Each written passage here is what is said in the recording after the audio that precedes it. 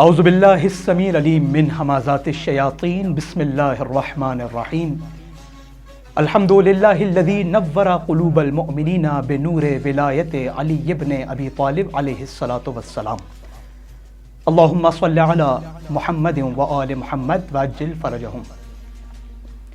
سلام ہو شب قدر پر، سلام ہو اس عظیم رات پر کہ جو ایک رات ہزار مہینوں سے افضل ہے، اور اس شب قدر میں شب بیداری کرنے والے تمام شب زندہ دار معزز سامعین اور ناظرین کو میری جانب سے السلام علیکم ورحمۃ اللہ وبرکاتہ۔ سامعین و ناظرین، جیسا کہ آپ کے علم میں ہے کہ آج 19 ماہ رمضان المبارک شب قدر میں سے ہے، اور یہ وہی شب ہے کہ جو شب انتخاب بھی ہے، شب معرفت بھی ہے، شب اصلاح بھی ہے اور شب بیداری بھی ہے۔ لیکن یاد رہے کہ اس شب کا تعلق صرف بیداری جسمی سے نہیں بلکہ بیداری فکری سے تعلق رکھتی ہے۔ اور سامعین گرامی، کیا عظیم اتفاق ہے کہ وہ شب کہ جو اتنی اہمیت کی حامل ہے، وہ شب کہ جو شب قدر ہے، وہ ہم زمان ہے ایک ایسے امام ذی قدر کی ضربت اور شہادت کے ساتھ کہ جس امام نے اپنی شہادت کے وسیلے سے شب قدر کی قدر کو 2 برابر کیا۔ اور ہم آپ تک یہ پیغام پہنچانا چاہتے ہیں کہ یہ آج کی شب جس قدر فضیلت کی حامل ہے اتنی ہی مصیبت کی حامل بھی ہے۔ آج کی یہ شب جتنی عظمت کی حامل ہے اتنی ہی رقت کی حامل بھی ہے، بلکہ یوں کیوں نہ کہوں کہ آج کی یہ شب جتنے غور و خوض کی حامل ہے اتنی ہی حزن و سوز کی بھی حامل ہے۔ وجہ کیا ہے؟ کیا وجہ ہے کہ یہ شب اتنی مصیبت کی حامل ہے؟ وجہ یہ ہے کہ مسجد لہو لہو ہے، مصلی لہو لہو، مسجد لہو لہو ہے، مصلی لہو لہو ہے آج قلب شاہ مدینہ لہو لہو۔ مسجد لہو لہو ہے، مصلی لہو لہو ہے آج قلب شاہ مدینہ لہو لہو، اور اپنے لہو میں تر ہوا یوں شیر کردگار، اپنے لہو میں تر ہوا یوں شیر کردگار، ہوتا ہے جیسے کوئی ذبیحہ لہو لہو، ہوتا ہے جیسے کوئی ذبیحہ لہو لہو۔ اور انتظار چینل کی جانب سے 3 روزہ مظلومیت ولایت کے عنوان سے منعقدہ پروگرام کہ جس میں ہماری کوشش ہوگی کہ مظلومیت ولایت کے عنوان سے ہم مختلف علماء اکرام سے پیام مظلومیت ولایت لے سکیں۔ اور آج ہمارا پہلا پروگرام ہے، اور آج ہمارے لیے اور ہمارے چینل کے لیے باعث افتخار ہے کہ ہمارے درمیان ایک ایسی عظیم شخصیت موجود ہے کہ جو ہمارے صرف چینل کے لیے ہی باعث افتخار نہیں بلکہ آپ ناظرین اور سامعین کے لیے بھی ان کا آج یہاں موجود ہونا باعث افتخار ہے، کیونکہ علت افتخار یہ ہے کہ محترم جس ہستی کو ہم نے آج مدعو کیا ہے وہ مختلف ممالک میں اور دنیا بھر میں جا کر اور مختلف چینلز پر بھی مذہب حقہ کے لیے حق بیانی کے فرائض انجام دے چکے ہیں، اور واقعاً ان کا وجود ہمارے لیے باعث اعزاز بھی ہے، اور ہماری کوشش ہوگی کہ آج ان سے خاطر خواہ استفادہ علمی حاصل کیا جا سکے۔ ہمارے درمیان موجود ہیں محترم مولانا تقی مہدوی صاحب قبلہ، السلام علیکم ورحمۃ اللہ وبرکاتہ۔ اور انہی کے ساتھ آج ہمارے درمیان خوبصورت لب و لہجے کے مالک، خوبصورت آواز، خوبصورت انداز کے مالک محترم جناب اوسجا زیدی صاحب بھی موجود ہیں۔ ہماری کوشش ہوگی کہ ان سے ذکر فضائل اور ذکر منقبت سنا جا سکے۔ اور سامعین گرامی، آئیے آج ہم مظلومیت ولایت کے عنوان سے منعقدہ اس پروگرام کا باقاعدہ آغاز کرتے ہیں، اور ہم پہلا سوال محترم جناب تقی مہدوی صاحب قبلہ کی خدمت میں رکھیں گے۔ مولانا کیسے مزاج ہیں؟ سب سے پہلے تو آپ مولانا، جیسا کہ آپ کے علم میں ہے کہ آج ہمارا یہ عنوان مظلومیت ولایت کے عنوان سے ہے، اور دنیا بھر سے ہمیں یہ سوالات موصول ہوتے ہیں کہ کیا وجہ ہے کہ جو امام لا فتح کا مصداق بھی ہے، وہ امام کہ جو یعصوب الدین امام المتقین کا مصداق ہے، وہی امام اس قدر مظلومیت کا حامل ہے؟ کیا وجہ ہے کہ یہی وہ امام ہے کہ جن کی زوجہ کے ساتھ مظالم ڈھائے جاتے ہیں لیکن یہ امام سکوت اختیار کر رہا ہے. کیا وجہ ہے کہ اس امام سے اس کا حق چھینا جا رہا ہے اور پھر بھی یہ امام سکوت اختیار کیے ہوئے؟ تو ذرا مظلومیت ولایت پر جو پیامات آپ کے پاس ہیں ہمارے ناظرین تک پہنچائیے. اعوذ باللہ من الشیطان الرجیم، بسم اللہ الرحمن الرحیم. اللہم لعن قتلۃ امیر المؤمنین علیہ السلام. تمام حاضرین و ناظرین کی خدمت میں سب سے پہلے مولا متقیان کی ضربت کی مصیبت کی تعزیت پیش کرتے ہیں. اور یقیناً آپ کا جو سوال ہے بہت اہمیت کا حامل ہے کہ کئی سارے مسلمان یہ سوال کرتے ہیں کہ وہ علی کے جو فاتح خیبر و خندق ہے اور وہ علی کے جس کی تلوار کے سامنے کوئی بھی کھڑا نہیں رہ پاتا تھا، وہ کیوں مولا اپنے تلوار نہیں نکالتے اور اپنے جو حق کے خلافت اگر وہ سمجھتے تھے تو پھر وہ اپنا حق کیوں طلب نہیں کرتے ہیں؟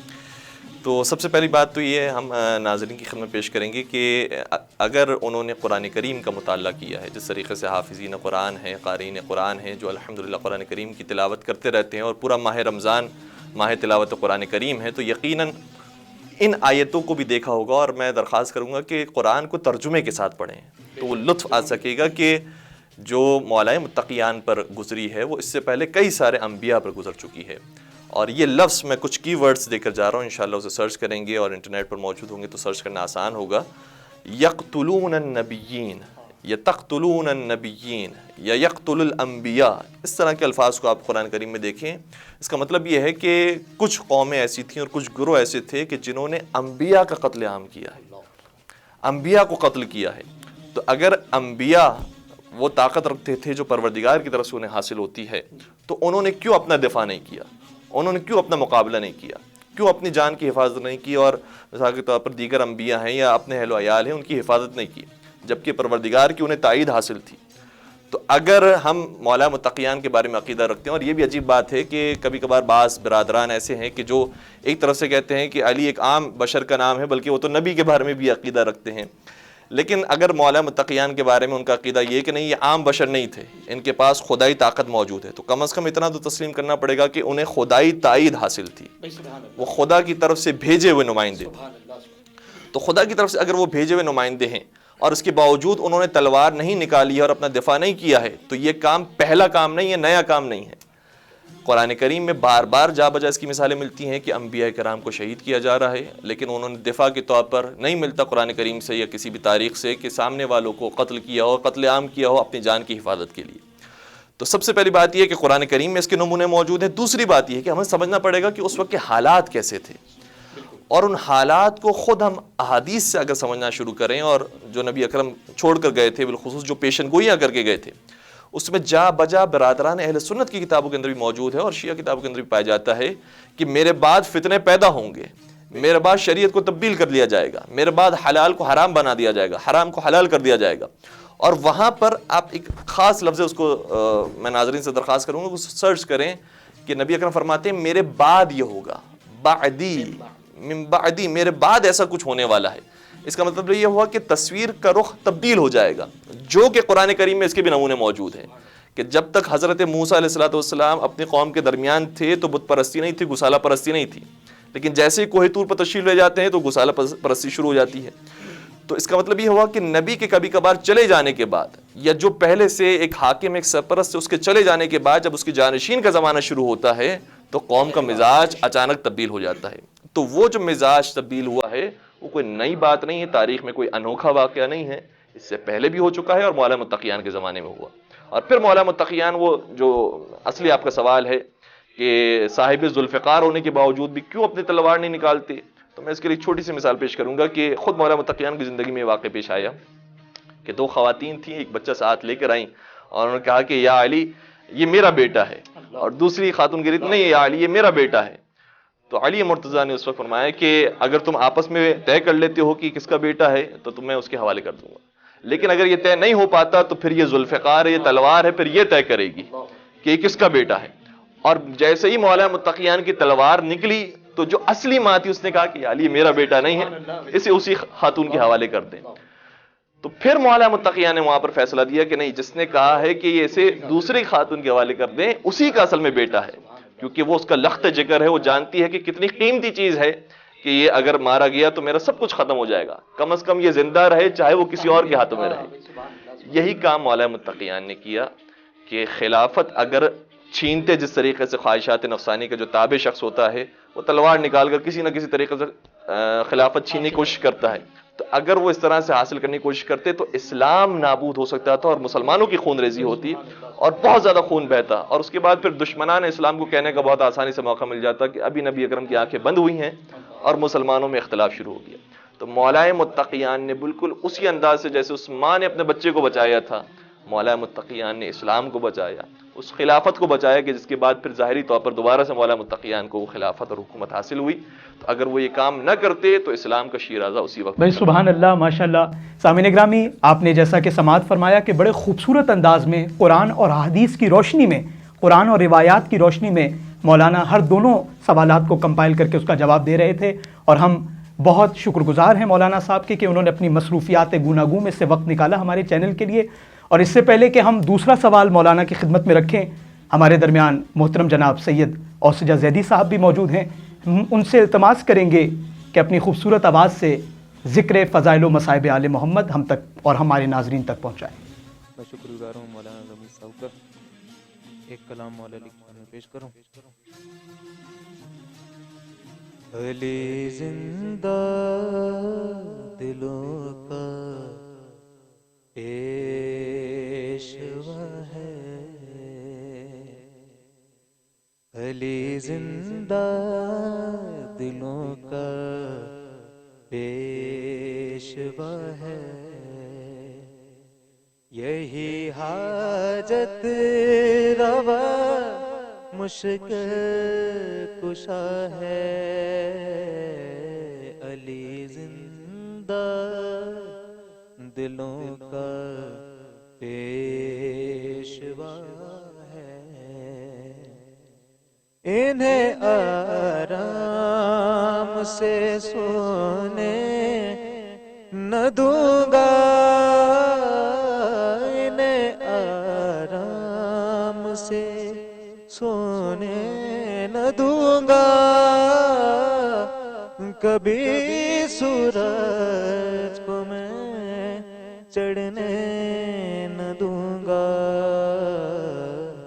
مجھے اس کی طبیعت کا پتہ ہے، مجھے اس کی طبیعت کا پتہ ہے، میری آزاں سے آنکھیں کھولتا ہے، علی زندہ دلوں کا پیشوا ہے، فلک پر وہ جو جمع ہے مبین ہے، فلک پر وہ جو ایک ماں ہے مبین ہے، وہ کیوں روشن، وہ کیوں اتنا حسین ہے، سراغ اس کی حقیقت کا لگا ہے، سراغ اس کی حقیقت کا لگا ہے، رخ ماہتاب پر حیدر لکھا ہے، علی زندہ دلوں کا پیشوا ہے، یہی حاجت روا مشکل کشا ہے، علی زندہ دلوں کا پیشوا ہے۔ سبحان اللہ، ماشاء اللہ۔ یہ تھے محترم جناب اوسجا زیدی صاحب، باغ ولایت کی ایک ایسی آواز کہ جو ہمارے سامعین و ناظرین تک پیام ولایت ان کی سماعتوں سے قلوب تک پہنچا رہے تھے۔ دعا گو ہیں کہ پروردگار ان کے لہن میں مزید تاثیر عطا فرمائے۔ اور سامعین گرامی، جیسا کہ آپ کے علم میں ہے کہ ہمارے درمیان آج موجود ہیں بین الاقوامی شہرت یافتہ محترم جناب تقی مہدوی صاحب قبلہ، اور ہم نے پہلا سوال قبلہ کی خدمت میں رکھا جس کا بطور احسن انہوں نے جواب ہم تک اور ہمارے ناظرین تک پہنچایا۔ پہلا سوال یقیناً آپ کے علم میں ہے کہ ہم نے قبلہ سے پوچھا کہ وہ امام کہ جو لا فتح الا علی لا سیف الا ذوالفقار کا مصداق ہے، وہ امام جب اس سے اس کا حق چھینا جا رہا ہے تو وہ سکوت اختیار کیے ہوئے ہے، جب مظالم دیکھ رہا ہے وہ سکوت اختیار کیے ہوئے ہے۔ اور قبلہ نے آیات قرآنی اور روایات کی روشنی میں بڑے خوبصورت انداز سے اس کے جوابات آپ تک پہنچائے۔ اب دوسرا سوال قبلہ کی خدمت میں ہم یہ رکھیں گے کہ قبلہ، جیسا کہ روایات میں بھی موجود ہے کہ امام نے زندگی کے 25 برس خانہ نشینی میں گزار دیے، لوگ سوال یہ کرتے ہیں کیا وہ 25 برس امام کی کوئی فعالیت موجود تھی یا فقط اور فقط خانہ نشینی تھی اور کوئی فعالیت علمی، کوئی فعالیت فکری امام نے انجام نہیں دی؟ تو اس معاملے میں کیونکہ یہ سوال تواتر کے ساتھ ہم سے پوچھا جاتا ہے تو خاطر خاک وہ جواب ہے تو آپ ہمارے ناظرین تک پہنچائیں۔ اعوذ باللہ من الشیطان الرجیم، بسم اللہ الرحمن الرحیم۔ بہت خوبصورت پہلو کی طرح آپ نے اشارہ فرمایا کہ یہ عام عوام الناس کی زبانوں پر ہوتا ہے کہ 25 سال مولا خاموشی کی زندگی اور خانہ نشینی کی زندگی اختیار کرتے ہیں، تو کیا مولا نے کوئی فعالیت اور کوئی مصروفیت ان کی نہیں تھی اور وہ صرف گھر کے اندر موجود تھے اور گویا کسی سے کلام نہیں کیا کرتے تھے، کسی سے بات نہیں کیا کرتے تھے؟ کیا ایسی کیفیت تھی ان کی؟ تو تاریخ کو دیکھنے کے بعد اور روایات کو دیکھنے کے بعد اندازہ یہ ہوتا ہے کہ مولا متقیان نے اس 25 سالہ زمانے کو بہت ساری اپرچونیٹیز کے اندر تبدیل کیا ہے اور بہت سارے کام انجام دیے ہیں، جس کی وجہ سے پھر ظاہری طور پر بھی دنیا مجبور ہوتی ہے کہ علی کے در کے علاوہ اور کسی در پر نہ جائیں۔ سبحان اللہ، سبحان اللہ۔ اور خود حتیٰ خلیفہ ثانی کے زمانے میں بھی یہ کیفیت پیدا ہوتی ہے کہ خلیفہ ثانی بھی جب شورا کو تشکیل دیتے ہیں تو اس وقت بھی مجبور ہے کہ علی مرتضیٰ کا نام بھی اس شورا کے اندر لکھیں، ورنہ اگر کوئی شخص خانہ نشین ہو جائے اور کسی کو دنیا کی پرواہ نہ ہو، اس طریقے سے وہ کسی سے بات نہ کرنے والا ہو، تو پھر شورا میں ان کے نام ذکر کرنے کی ضرورت محسوس نہیں ہوتی۔ تو اس کا مطلب یہ ہوا کہ مولا متقیان نے وہاں پر ایسے کام انجام دیے ہیں کہ دنیا مجبور ہے کہ پھر علی کے در کو ہی دیکھے۔ وہ کون سے کام ہے کہ جو مولا متقیان نے زمانے میں انجام دیے؟ دیکھیں بڑا سخت مرحلہ ہے مولا کے لیے، خود نہج البلاغہ کے اندر شاہ فرماتے ہیں کہ فصبرت وفی العین شجا وفی الحلق وفی العین قضا وفی الحلق شجا۔ ظاہراً یہ جملے ہیں کہ میں نے صبر کیا یہاں تک کہ میری آنکھوں میں خار موجود تھا اور میرے حلق میں ہڈی موجود تھی، اور اس کیفیت کے ساتھ میں نے وہ ایام گزارے ہیں۔ تو اپنی خلافت کو چھنتا ہوا دیکھا ہے، لیکن اسی ماں کی طرح اس خلافت کو اور اسلام کو کی حفاظت کی ہے کہ جیسے ایک ماں اس بچے کی حفاظت کرتی ہے۔ مولا متقیان نے اس زمانے میں جو اسلام کو درپیش مسائل تھے اس کو حل کرنے کی کوشش کی۔ صحیح ہے خلافت نے اور خلفاء نے مولا متقیان کو دور کرنے کی کوشش کی، لیکن سب سے پہلا کام مولا متقیان نے کیا جو وصیت رسول اکرم صلی اللہ علیہ وآلہ وسلم کے مطابق تھا، وہ یہ تھا کہ قرآن کریم کو مرتب اور منظم فرمایا۔ اور نہ صرف یہ کہ ترتیب کے اعتبار سے جس طریقے سے آج ہمارے ہاتھوں میں قرآن کریم موجود ہے، نہ صرف یہ کہ وہ کام کیا ہے بلکہ اس کے شان نزول کو بھی ذکر کیا، اور جس ترتیب نزول کے ساتھ قرآن کریم نازل ہوا تھا اسی ترتیب نزول کے ساتھ وہ قرآن پیش کیا۔ اور ظاہراً یہ جملے مولا متقیان کے شاہ فرماتے ہیں کہ وَلَقَدْ جِئْتُمْ بِالْقُرْآنِ مُشْتَمِلًا بِالتَّنزِيلِ وَالتَّأْوِيلِ، میں تمہارے پاس اس قرآن کے ساتھ آ رہا ہوں کہ جس میں تنزیل قرآن بھی موجود ہے، ظاہر قرآن بھی موجود ہے، اور تعویل قرآن بھی موجود ہے، باطن قرآن بھی موجود ہے، جس کے بعد تم آزاد ہو سکتے ہو باقی فکروں سے اور پوری توجہ کے ساتھ قرآن کریم کو اگر منتشر کرتے ہو تو دین اسلام عام ہو سکتا ہے۔ لیکن سامنے سے جو خلفاء تھے نہ ان کو مولا متقیان قبول تھی اور نہ ہی مولا متقیان کا مرتب شدہ قرآن کریم، لہٰذا انہوں نے یہی جواب دیا کہ اے علی ہمیں نہ اس قرآن کی ضرورت ہے نہ آپ کی ضرورت ہے۔ اور مولا متقیان اس درد کو لے کر بھی واپس آتے ہیں، اور بہرحال قرآن کریم کا جو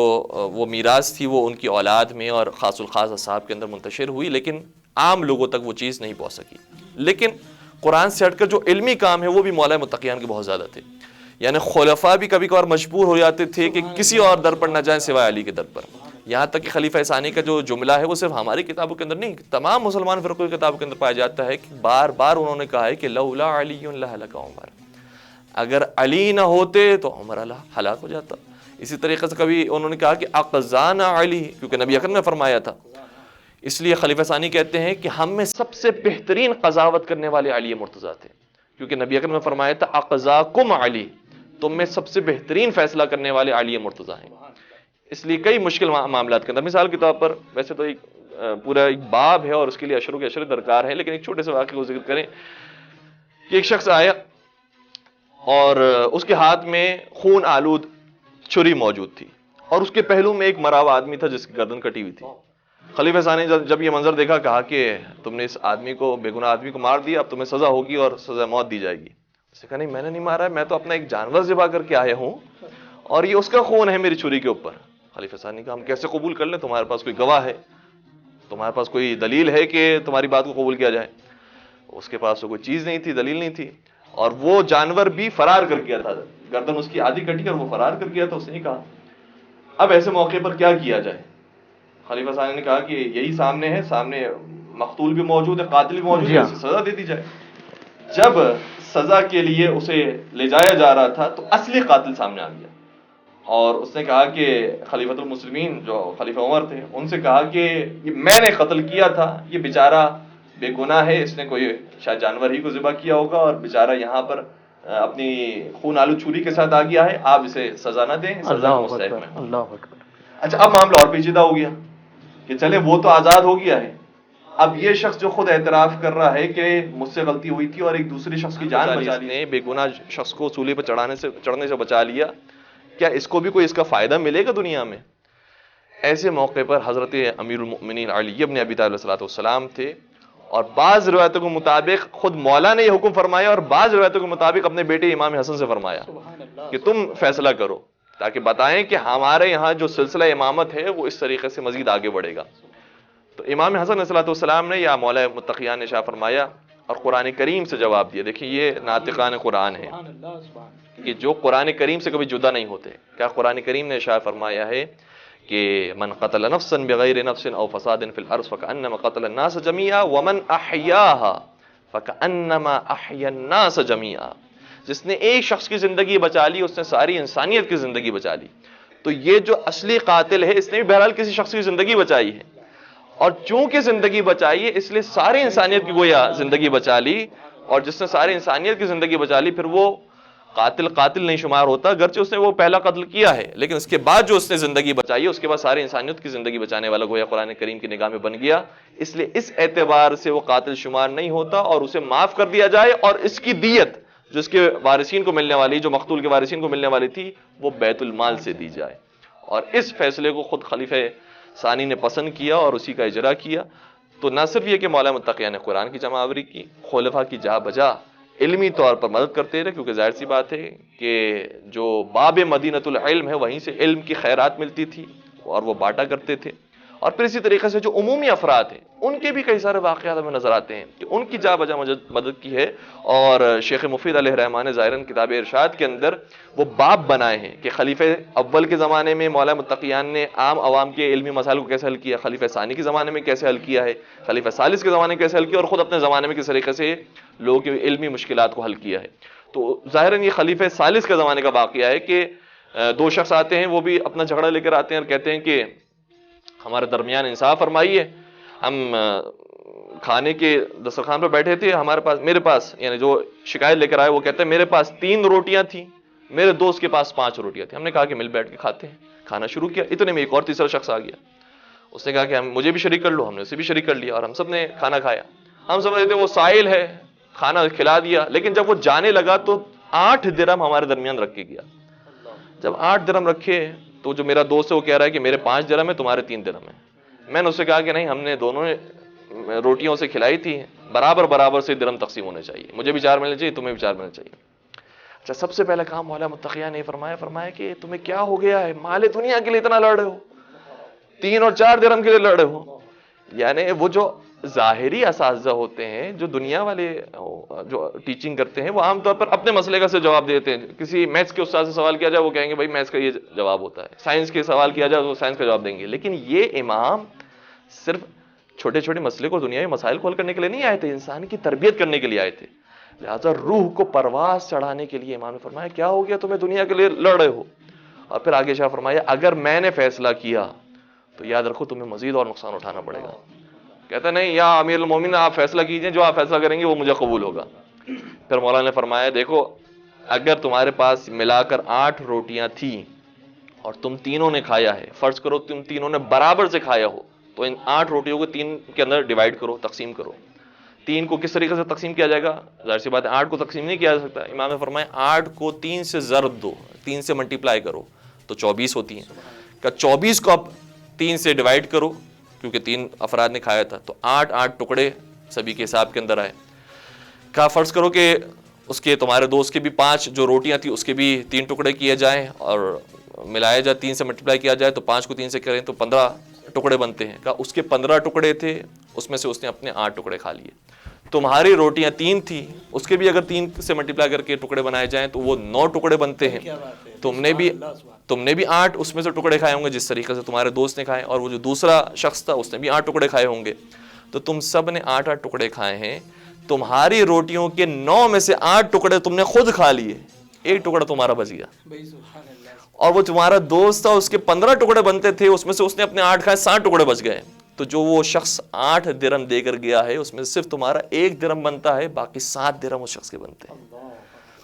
تو مولا نے اس قدر مشکل مسائل کو بھی زمانے میں حل کیا ہے کہ جو عام افراد کے بس کی بات نہیں تھی. تو خلفاء کے مسائل کو، عام عوام کے مسائل کو، دیگر جو ادیان سے تعلق رکھنے والے یہودی علماء ہیں، اور یہ بھی ہماری کتاب نہیں، ابو نعیم اصفہانی نے حلیۃ الاولیاء کے اندر ایک پورا باب بنایا ہے جس میں لکھا ہے کہ وہ سوالات جو یہودی علماء کے تھے اور اس کے جوابات علی مرتضیٰ نے دیے ہیں، اور اس میں 40 روایتیں اور 40 واقعات کو ذکر کیا ہے کہ صرف علی مرتضیٰ تھے کہ جو یہودی علماء کو خاموش کروا سکتے تھے. تو علمی طور پر جوابات دیے ہیں حضرت علی مرتضیٰ نے. مجھے نہیں معلوم دامن وقت میں گنجائش ہے نہیں ہے، چند ایک باتوں کو بس میں جلدی اشارہ نظر کروں، اگر کبھی اور موقع ملا تو تفصیل سے بیان کریں گے. علمی مشکلات کو حل کیا ہے اس زمانے کی، معاشی جو مشکلات تھی لوگوں کی اس کو حل کیا ہے.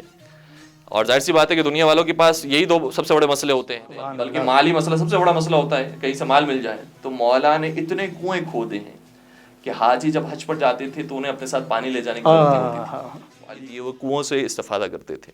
اسی طریقے سے مولا کے بارے میں ہے ظاہراً 5ویں سرکار کا حضرت امام محمد باقر علیہ السلام کا جملہ یہ ہے کہ مولا متقیان نے ایک مرتبہ اپنے پاس جو بوریاں تھی اس میں 1 لاکھ کھجور کی گٹلیاں موجود تھیں. کسی نے کہا کہ آپ کے پاس کیا ہے؟ یہ نہیں کہا کہ میرے پاس 1 لاکھ گٹلیاں موجود ہیں، فرمایا میرے پاس 1 لاکھ کھجور کے درخت موجود ہیں. اللہ اللہ اللہ. اور امام باقر فرماتے ہیں اس میں سے 1 دانہ بھی مولا نے ضائع نہیں فرمایا اور ہر دانے سے درخت ہوگا. سبحان اللہ سبحان. تو باغات تھے مولا کی، اتنی محنت کی اس زمانے میں. اور اسی طریقے سے فرماتے ہیں ہمارے ایک اور معصوم کی، ہمارے جد نے کان امیر المؤمنین اعتق 1000 ملوکن،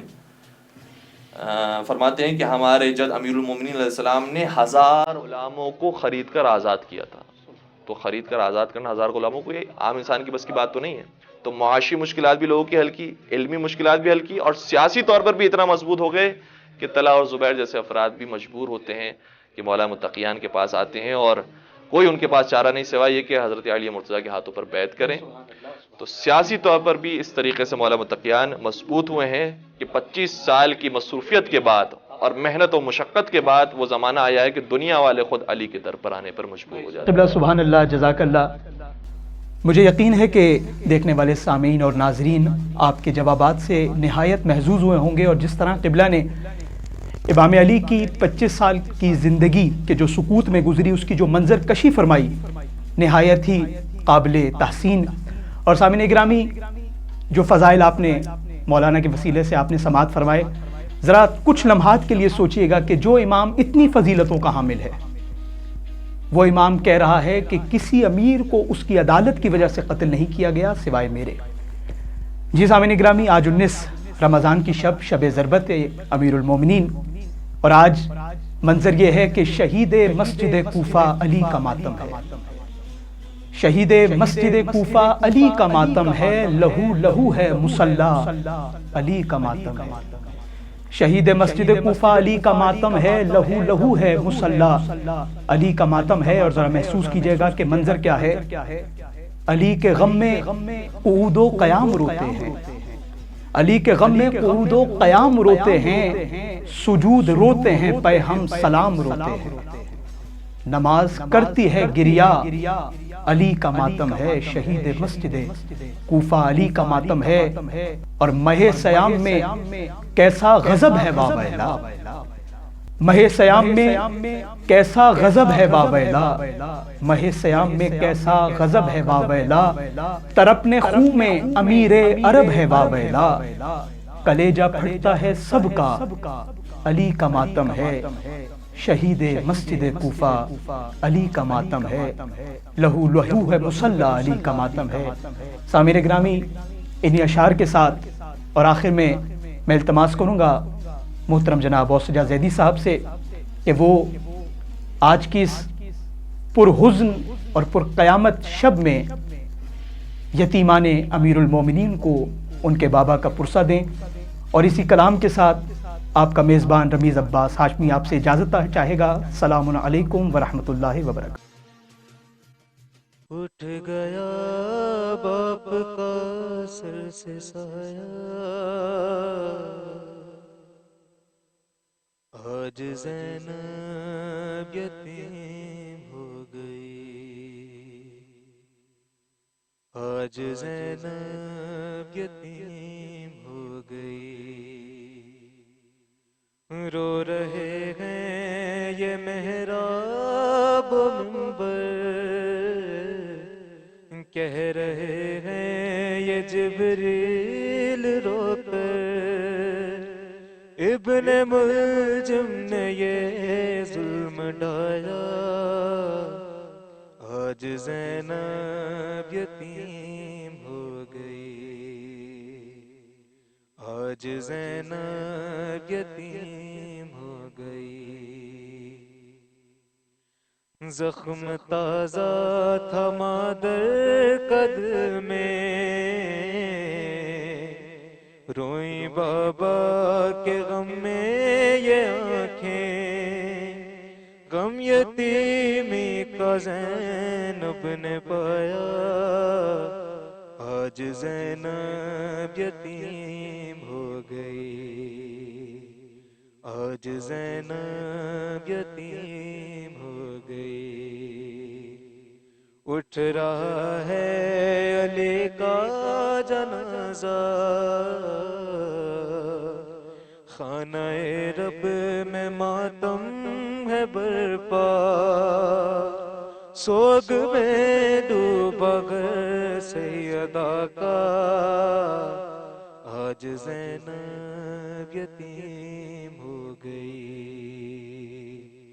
آج زینب یتیم ہو گئی، کون کلثوم کو دے دلاسا، اور تڑپی ہے غم سے خدیجہ، مولا عباس کرتے ہیں گریا، آج زینب یتیم ہو گئی، آج زینب یتیم ہو گئی، اٹھ رہا ہے علی کا جنازہ، ایک محشر کا عالم تھا برپا، سب کے ہونٹوں پہ تھا ایک نوحہ، آج زینب یتیم ہو گئی، اٹھ گیا باپ کا سر سے سایہ، آج زینب یتیم ہو گئی، اٹھ گیا باپ کا سر سے سایہ، آج زینب یتیم